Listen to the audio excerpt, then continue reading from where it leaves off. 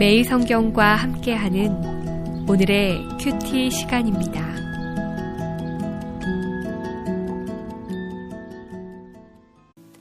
여호수아 19장 1절에서 23절입니다.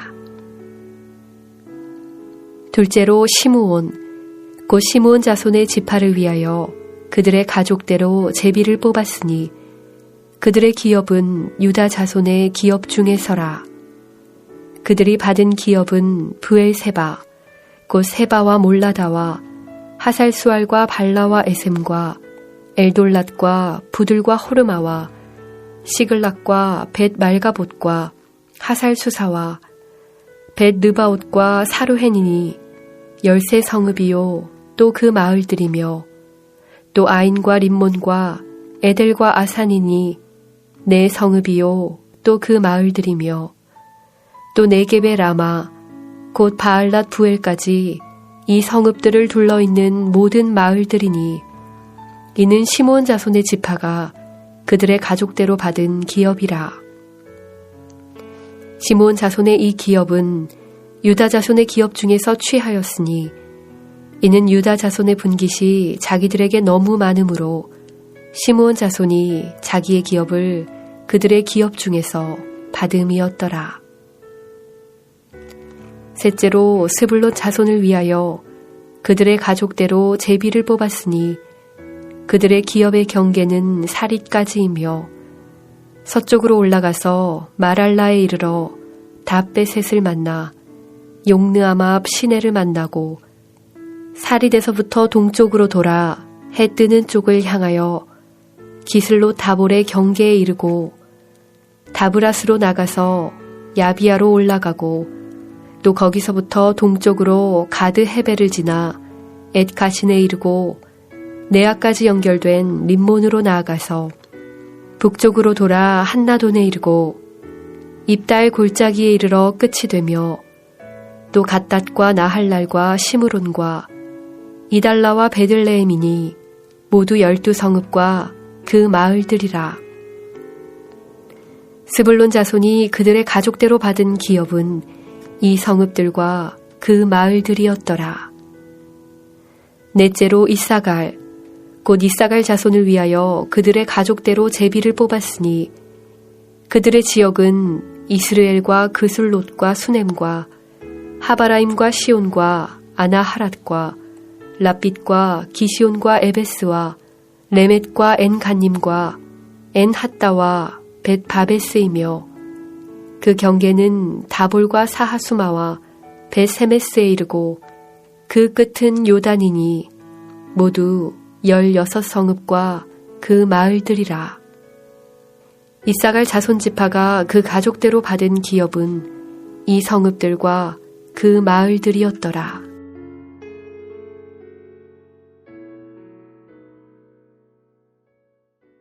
오늘도 묵상하는 말씀을 통하여 하나님의 풍성한 은혜 누리시기를 소망합니다.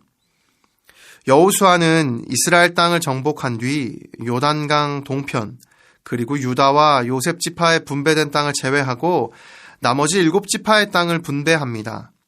오늘은 그 가운데 시므온과 스불론 그리고 이사갈 지파의 땅을 분배하는 내용입니다. 오늘 본문에서는 3지파의 땅이 분배됩니다. 그중 먼저 시므온 지파의 땅은 독특하게도 그들을 위한 땅을 주시지 않고 이미 분배된 유다 지파의 땅에서 다시 재분배가 이루어집니다. 다시 말해서 유다 지파의 영역 안에서 시므온 지파가 살게 된 것입니다. 성경은 왜 유다 지파가 땅을 내놓았는지에 대해서는 이야기하지 않고 있습니다. 아마도 척박한 땅인 네게브 지역을 분배받는 지파를 위해서 자신들의 좋은 땅 일부를 내주었을 것이라는 학자들의 추측이 있습니다. 그런데 시므온 지파가 땅을 분배받지 못한 이유를 하나 생각해 볼 수 있습니다. 그것은 창세기 34장에서 야곱의 딸인 디나가 하몰의 아들 세겜에게 강간을 당하였을 때 시므온과 레위가 잔인하게 그들에게 복수를 하였기 때문입니다. 그 이후 레위는 출애굽 당시 시내산에서 금송아지를 숭배할 때 유일하게 모세의 편에 서서 우상 숭배한 사람들을 제거하는 일에 동참하여 하나님의 편에 섰지만 시므온은 야곱과 모세의 예언에서 복을 받지 못하고 그 세력이 점차 줄어들어 2차 인구조사 때에도 가장 세력이 적은 지파가 되었습니다.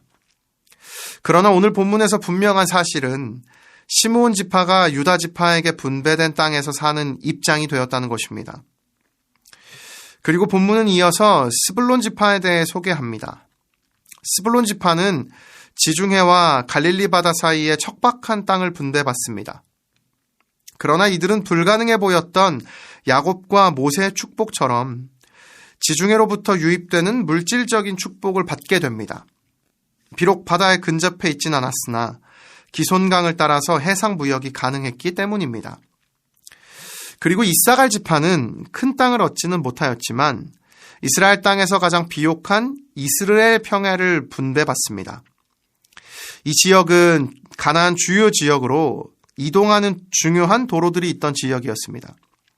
이 분배된 땅 또한 야곱이 죽기 전에 이사갈을 축복했던 예언 가운데 담겨 있는 내용입니다. 창세기 49장 14절과 15절은 다음과 같이 선포합니다. 이사갈은 양의 우리 사이에 꿇어앉은 건장한 나귀로다. 그는 쉴 곳을 보고 좋게 여기며 토지를 보고 아름답게 여기고 어깨를 내려 짐을 메고 앞제 아래에서 섬기리로다. 야곱의 축복대로 이사갈에게는 수백 년이 지난 이후 정확하게 풍요로운 땅이 허락되었습니다. 오늘 본문에서 지금까지 살펴본 것 같이 세 지파의 땅 분배가 이루어졌습니다. 그런데 세 지파의 땅 분배를 주의 깊게 살펴보면 한 가지 공통점을 확인할 수 있습니다. 그것은 바로 야곱과 모세의 축복대로 땅이 분배되었다는 것입니다.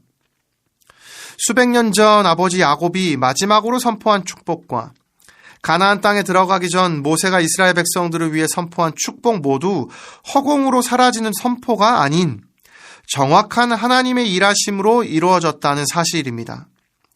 이들의 선포는 야곱과 모세 개인의 생각이 아니었습니다. 그들을 통하여 하나님께서 선포하신 것이었습니다.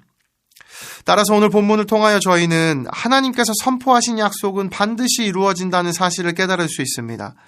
이사야 14장 24절을 통해 하나님께서는 이렇게 선포하십니다. 만군의 여호와께서 맹세하여 이르시되 내가 생각한 것이 반드시 되며 내가 경영한 것을 반드시 이루리라. 하나님께서는 우리에게 하신 약속을 반드시 이루십니다. 그리고 그 약속은 우리 개인의 인생을 향한 약속을 넘어서서 온 인류를 구원하시는 하나님의 십자가 언약으로까지 이어집니다. 오직 예수 그리스도를 구주로 영접하는 모든 이에게는 하나님의 자녀가 되는 권세를 주시겠다는 영원한 언약을 하나님께서 약속해 주신 것입니다. 오늘 이 약속은 변함없이 신실하게 이루어지고 있습니다. 그리고 인생의 끝날 반드시 하나님께서 이루실 것입니다.